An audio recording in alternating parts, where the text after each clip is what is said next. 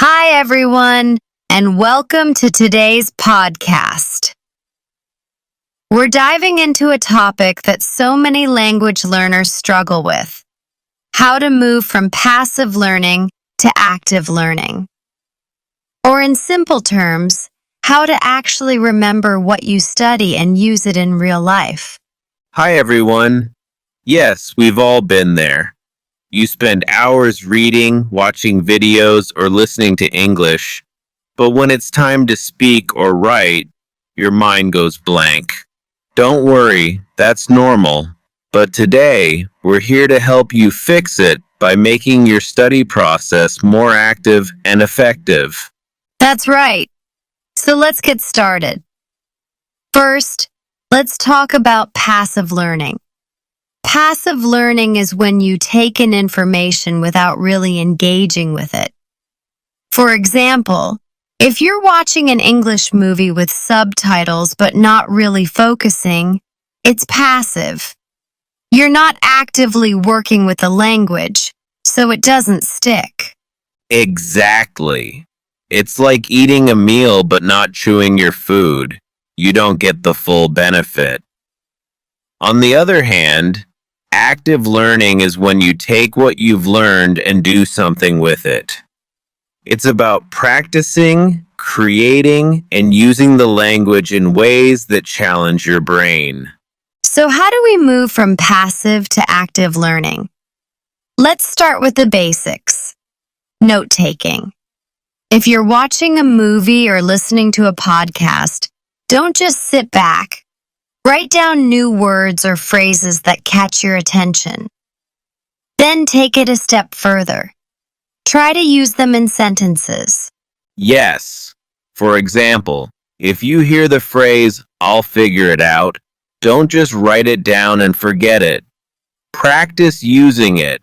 Say it out loud. If I don't know the answer, I'll figure it out. The act of using the phrase helps you remember it and understand how to use it in different situations. Another great way to make your learning active is through speaking. Even if you're studying alone, you can talk to yourself. For example, after you learn new words, create a short story or conversation using them. It doesn't have to be perfect. Just try. And if talking to yourself feels awkward, record yourself instead. Pretend you're explaining what you learned to a friend. Then, listen to the recording. You'll not only practice speaking, but also hear how you sound, which can help you improve. Another tip is to teach what you learn. It might sound funny, but teaching someone else, even if it's just an imaginary student, helps you understand and remember better. For example, if you learned a grammar rule, explain it to a friend, or even write it down as if you're creating a lesson. Yes, teaching is such a powerful tool. And here's another strategy: quizzing yourself. When you study new vocabulary or grammar, don't just review it passively. Test yourself. Cover the meanings of the words and try to recall them. Or create simple flashcards to make it fun and interactive. Flashcards are amazing. And another way to stay active is to connect what you're learning to your real life. For example, if you're learning words about food, go to your kitchen and name everything in English: plate, spoon, refrigerator. The more you connect language to your daily life, the more natural it becomes. I love that. And while we're on the topic of real life, journaling is another excellent way to practice actively. Write a few sentences each day about what you did, how you feel, or even what you're learning. It doesn't have to be long. Just a little practice goes a long way. Yes, journaling is so helpful. And here's another active approach: shadowing. Listen to a short sentence or phrase in English, then pause and repeat it exactly as you heard it. Try to match the tone, rhythm, and pronunciation. It's like copying a native speaker, and it really helps with memory and fluency. Oh, shadowing is fantastic. And don't forget about making learning fun. Use games, songs, or even challenges to keep yourself engaged. For example, challenge yourself to use 5 new words in a conversation today. When learning feels like a game, it's easier to stay active. Absolutely.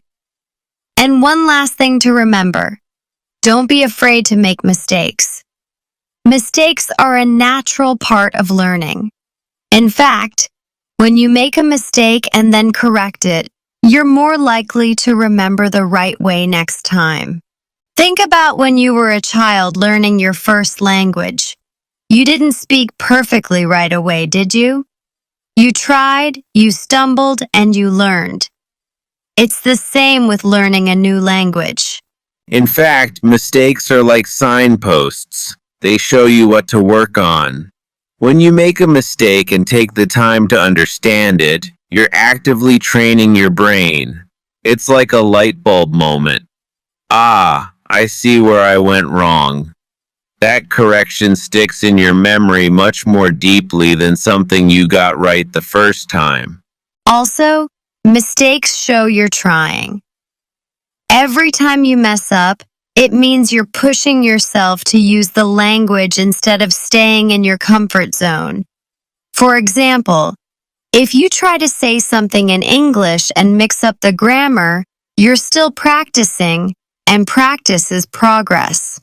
Let's say you're talking about yesterday's dinner, and you accidentally say, "I eat pizza yesterday." Someone might correct you. You mean, "I ate pizza yesterday." That little correction will probably stick in your mind for the next time you talk about the past. And here's the best part. Most people won't judge you for making mistakes. They'll admire your effort. If you're speaking English with someone and stumble over a word, they're more likely to encourage you than criticize you. They understand you're learning, and they want to help. So, instead of fearing mistakes, embrace them. Treat them as your personal teachers. The more mistakes you make, the more you learn, and the faster you'll improve. The key is to stay curious. Ask yourself, what can I learn from this mistake? And then move forward. Remember, learning isn't about being perfect. It's about growing step by step. Every mistake you make is proof that you're trying, improving, and getting closer to your goal. So don't hold back. Speak, write, and practice with confidence. Mistakes aren't failures. They're stepping stones to success. That's so true. So, to wrap up, the key to remembering what you study is to actively engage with it.